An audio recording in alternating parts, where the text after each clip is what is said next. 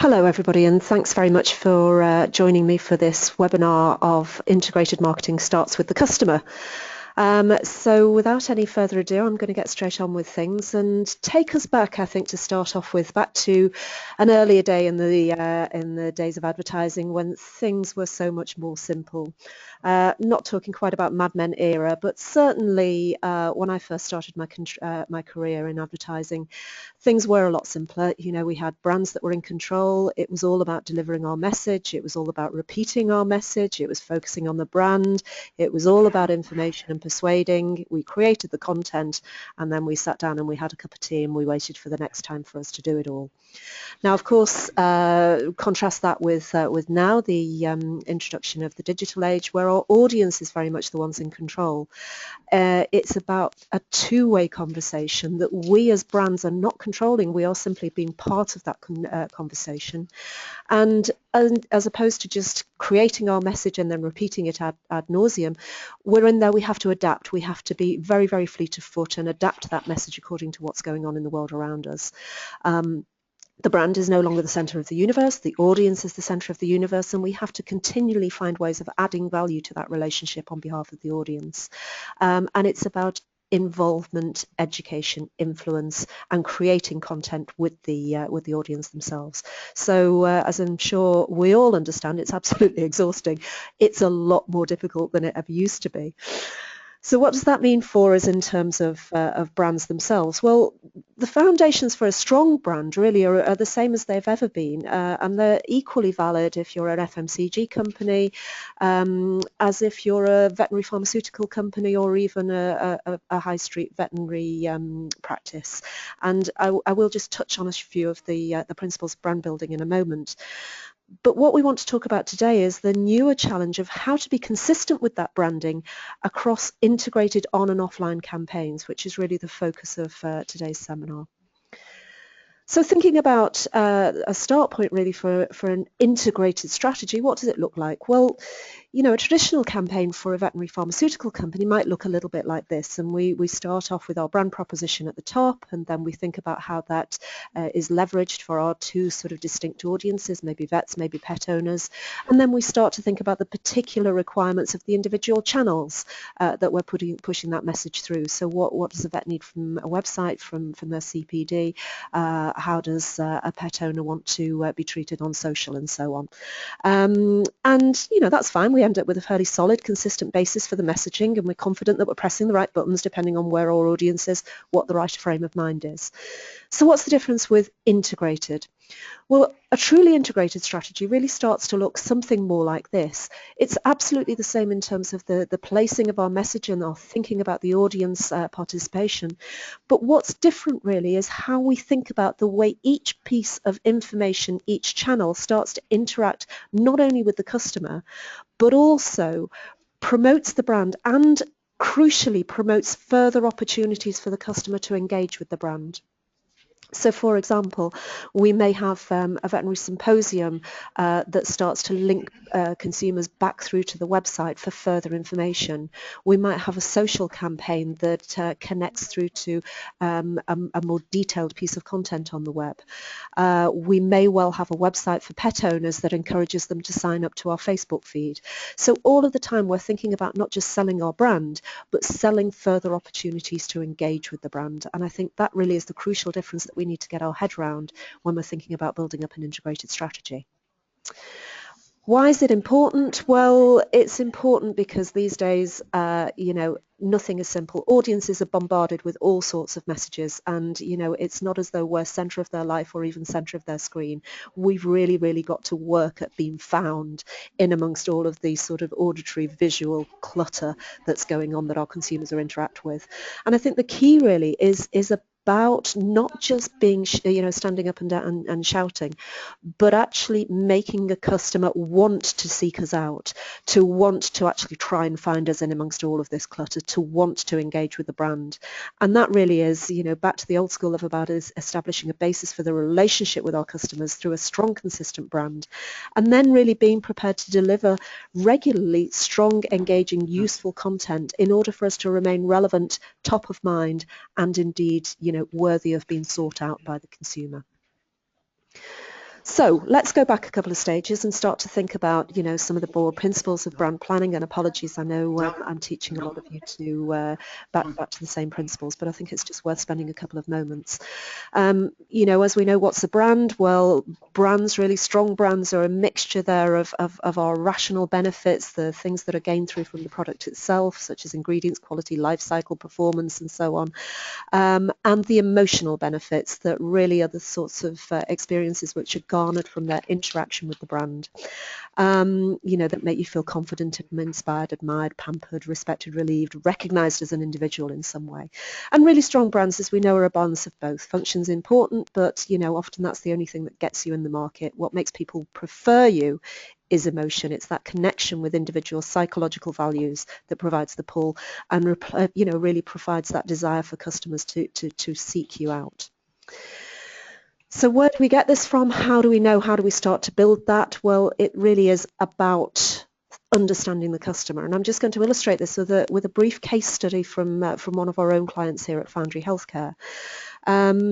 And it really goes to show, I think, that this sort of insight, this sort of emotional connection is not just something that is relevant for the sort of big brands, you know, the BMWs, the Apples of this world. It's something that's equally, you know, important for those of us who are out there in B2B, out there in healthcare marketing and so on. This quote on the screen was just from an edition of Wounds UK, which was talking about a trial they did of a number of wound care dressings. And essentially what it said was that in terms of product performance, in terms of those rational benefits, it was difficult to sort of get a cigarette paper between some of the performance claims that are there for the different dressings that are out there in the category. And yet if you look at the advertising for those products, they were all really focusing on, you know, these degrees of difference in performance. So they were focusing there on what was happening, how much more absorbent dressings were than other dressings. But really speaking, you know, the empirical information was that there wasn't that much difference. And in fact, what we found from our research is that nurses didn't really believe that was that there was that much difference either. Excuse me. The product that we were working with here was a product called Keramax, which at that time was a bit of an also-ran in the market, super absorbent wound dressing. And what we did was we took that and we wanted to really try and build a brand out of here.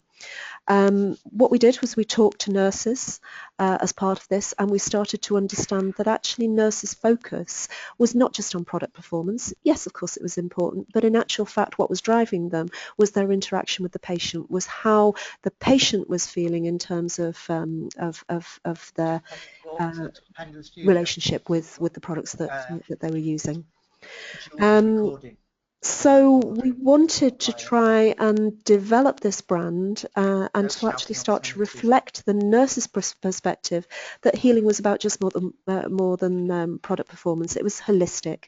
It was a process that went beyond the clinical mechanics of tissue regeneration.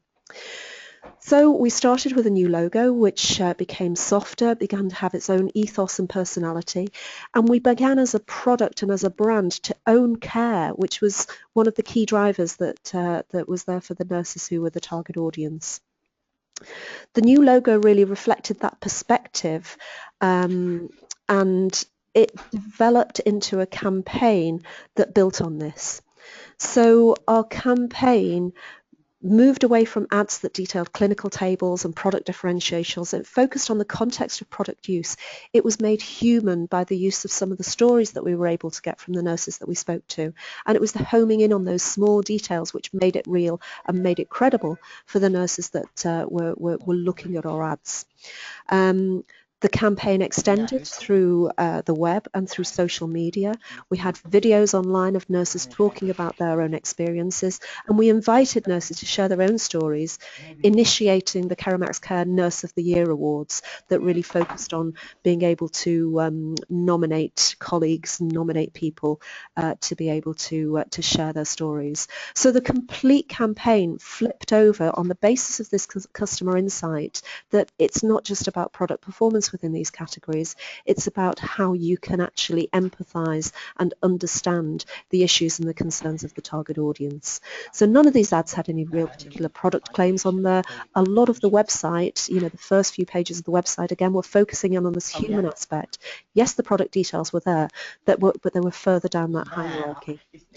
The results of this, well, within 2 years, the brand is actually now market leader in the super absorbent category.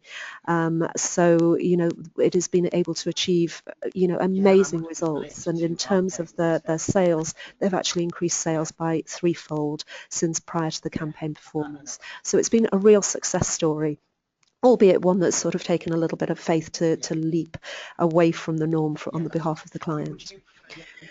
So how do we start? How do we think about building our own brand? Well, I'm sure everybody is familiar with this model or something very similar to it. And you know, it's the process really that's key here. Whether you're a huge multinational or whether you're a small local surgery, it's really about an understanding of your target audience. It's about how you can actually match and understand your brand offering in the context of what really makes your customer tick, you know, what really makes that target audience tick, what makes them want to engage with you. We need to understand and develop and live a series of brand values that you know, form the guiding principles that we can sort of claim unique credit for. And from those ingredients, we can start to build a brand proposition that is really the most compelling, motivating expression of our brand offering in order to be able to sort of connect with our customer. So I could spend hours on this, and many people have done already. You'd be glad to know that I'm not going to. I want to just concentrate on one aspect here, which is the aspect of the customer, because it's understanding that customer which is going to be key to your integrated marketing strategy. And you know, we as marketeers, we as agencies and clients think we've got a fairly good handle, and we have got a fairly good handle on our audiences. It's part of our job to understand that. But really speaking, there is no substitute for actually talking to people and talking to them regularly. You know, sometimes we are very close and sometimes we're too close. We get fixated on perhaps some of the wrong aspects, and inevitably we will have some sort of a skewed perspective. What we think is often not what's important to them. You know, we get to situations in research where we're banging on about, you know, the absorbency, and the nurse says, well, actually, I don't care that it absorbs 5% more fluid than the next brand, but I do care that I can't open the pack with one hand. You know, we need to get to what's important to them, what some of those, you know, sometimes those little details are that actually bring it to life. So, you know, the key really is being able to understand, being able to get in front of your audience, ask them what's going on, and understand what's going on within their lives. So again, just as an illustration, a piece of work that we did recently for Veterinary Times around new product development. Lots of focus groups, lots of depth interviews, and also some online quantitative research was done to really start to explore some of the initiatives that the team had in terms of new product development. And one key finding that one of these sort of fairly technically orientated product development initiatives, everybody on the team prior to the research was really quite excited about this and you know, sort of thinking, actually, yes, this is going to revolutionize what we can offer to our customers. From a research perspective, actually, it was something that the audience weren't really that motivated by. It was something that they sort of already had covered and didn't really feel that this brand was the one to deliver it any better, even though it was a brand that they cared about deeply and they had a very, very strong relationship with. So the research did, however, point to several areas where potential product developments would make a welcome difference to this audience, that resonated and supported the value of this brand that they already held so dear. So from a research perspective, we were able to provide the understanding and crucially able to stop the development of something that would have been quite costly, but probably wouldn't have worked that well. Instead, resetting that course for the developments that would enhance the brand's relationship with its customers. So, you know, this sort of research is much more than about just going out there and confirming what you know or confirming about your thing. It's about leaving the space to find out what you don't know that you don't know in many ways, and allowing that to happen. It won't happen unless you actually start to talk to customers. Another illustration, just briefly, from some work that we did on DECRA. As I'm sure is no surprise to anybody in this listening to this, a lot of vets, an increasing number of vets are female. One of the things that we know in terms of sort of the way that genders respond to messaging is that actually women respond very, very well to the contextualization of information in terms of a narrative or a story rather than pure data. There was a great example of this in one of the research groups that we did where one of the equine vets was talking about her CPD and her studies, and she talked about how she was able to remember key pieces of information by almost personifying the horses and the animals and giving them names, and you know, she found that it made her able to remember and contextualize the case studies that she was coming through much more easily. So it was something that we took really from for DECRA, an insight that we took in the development of this advertising campaign for Bute. Bute, you know, the most generic of generic equine drugs. Nothing really to say about its performance that's going to be new news to any vet that's out there. But by talking about DECRA and developing a narrative that demonstrated our understanding of vets and concerns and the way in which they interacted with their clients and the horses, you know, it began to say something useful about the warmth, the understanding and the values of the DECRA brand, as well as conveying an understanding of that audience and their world. So a little bit of a different approach that's really come through again from that audience insight. So collecting it, audience insight research, we can talk about. There's lots and lots of ways, lots of methodologies that you can start to explore to be able to get hold of an audience insight. You know, for me, the gold standard is still getting out there and actually talking to people, but there's lots and lots of ways in which you can do that. I think the key thing really is to think about what you're asking. It's about understanding the context in which they operate with your brand, understanding what's important to them, crucially what's not important to them, which might be your very, very favorite widget in the world. They're not really that hot on. You need to understand what they think of your brand, and also you need to be able to be reminded quite a lot of the time how infrequently they think of it at all.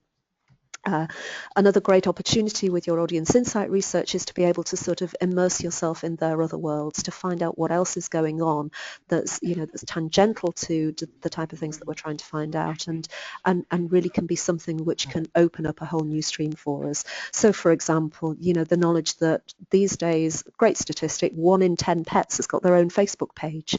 You know, if we're talking to pet owners and we're starting to talk about social media, what a great finding that can be, that would really give us some opportunities to be able to start to think about different ways of engaging owners via their pet's own social media pages. So it's getting out there, doing it, talking to them. So there's understanding our audience from that perspective, what's going on with them internally. Another key element that we need to be able to understand to be able to build our integrated campaign is how and through what channel customers are going to be interacting with us. We need to understand the ways that customers interact at every single brand touch point that there is. But it's about more than recognizing what these channels are. It's about having insight into the customer's behavior and need states at each of these touch points. You know, they may well be thoroughly engaged and focused on absorbing detailed information in a sales call, but, you know, they need that same information framing completely differently on the website, or in an, you know, particularly in an app maybe, where they just need instant access to a very specific detail because they've got an animal that they're treating there at the time. And again, you know, similar points really, whether you might be a veterinary practice rather than a pharma brand. You know, do you think about how you can change the experience of a customer receiving an invoice from a negative to a positive, about how we might use that opportunity of engagement to sort of, you know, make some different connections. You know, are you connecting with your owners via their own Facebook page? Is your receptionist living the values of your brand? These sorts of things are all really crucial for us to think about and consider as part of the brand building and the messaging that we're building up for our integrated campaign. Again, another example about perhaps the ways in which we've again utilised that initial insight to build up an integrated campaign for another Foundry Healthcare client. This is a really premium sun care product called SunSense, high factor sun cream, which is very, very suitable for people with extraordinarily sensitive skin. And in fact, it's the UK's #1 prescribed sunscreen. So as such, as a brand, it's well placed to own sun protection, and a campaign really was developed to educate people into the unseen dangers of tanning. Again, our old friend, we did some insight research that really revealed that people were both ignorant of the dangers by and large, but also crucially that the message only really resonated if it was made meaningful by being brought closer to them. So within our groups, people talked about sort of being brought up short if a family member, say for example, had a little bit of a scare with skin cancer or so on. So it was about, yes, providing some education, but also making that live for people. So as part of the campaign, the integration of the campaign really stemmed from being able to bring that experience closer to customers. So we embarked on a roadshow which took a UV lamp through to lots and lots of locations across the UK, and allowed customers to actually have their face photographed under the UV lamp to demonstrate to them the sun damage that was already there on their skin, and also the way in which the sunscreen actually helped protect their skin. So it was brought home in the most personal ways possible. And then that iteration led to some great PR that came back and was informed on the website. There were videos and things. There were experiences of people that were brought to life through on the website. We were able to do infographics that brought the education element to life.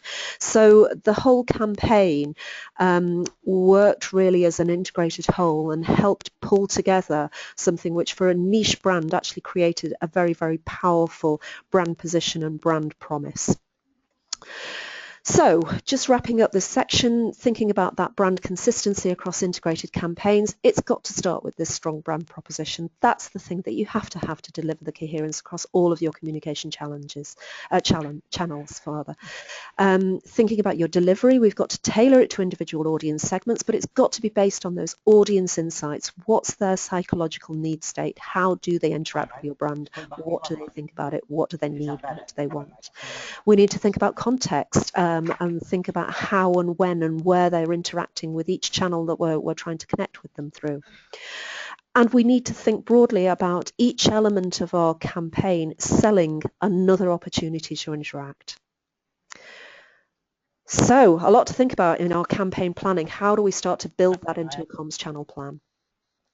Well, again, going back to our complex life that we're living in at the moment, the baseline for what you've got to provide for this is moving really, really quickly. You know, it used to be it was printed materials, then it was a website, then it was a patient website, then we've got to have a website that's optimized for mobile, and then we've got to be present in the social space, and then, oh my God, we've got to interact in the social space.